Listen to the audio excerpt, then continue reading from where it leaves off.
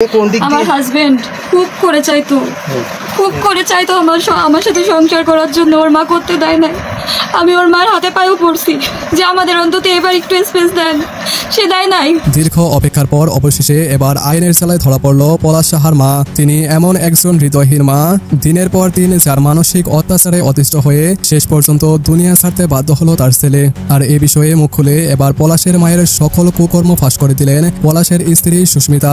তাই বিস্তারিত ভয়ঙ্কর গোপন সত্য জানতে চাইলে ধৈর্য সহকারে ভিডিওটি শেষ অবধি দেখার অনুরোধ রইল।